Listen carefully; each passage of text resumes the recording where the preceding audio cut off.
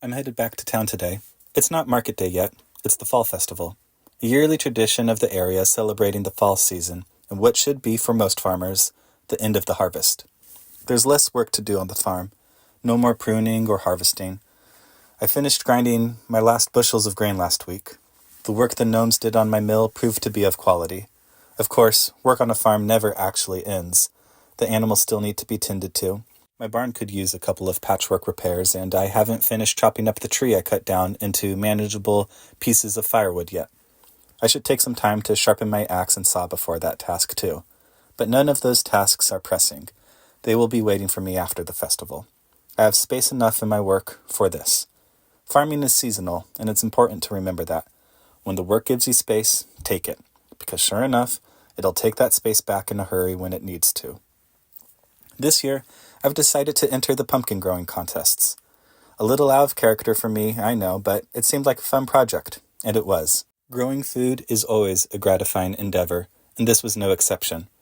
I entered a pumpkin in the two major categories, grown with and without magical aid. The non-magical categories is pretty straightforward. It boils down to a measuring contest. My pumpkin will not win. I can see that plainly. Though its circumference is nearly twice my arm span and took me the better part of yesterday afternoon loading into my cart, it is by no means the largest or most impressive. That honor belongs to a very proud-looking red-headed dwarf who I need to get the name of and pick his brain about his cultivation methods if he's willing to share. It'll cost me a pint or 7, but I'm sure well worth it. The magically aided category, however, I may have a chance at winning.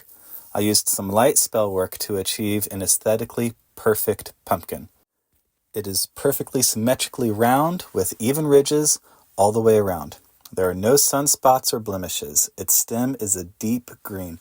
It is a product that could not exist or be produced in nature without magical aid. It'll be judged against pumpkins of odd colors like purple or multicolored pumpkins, or square pumpkins and other strangely shaped gourds. So I reckon it'll come down to what the panel of judges appreciate. But I like my odds. But even if I don't win, I have the satisfaction of having grown 2 magnificent pumpkins.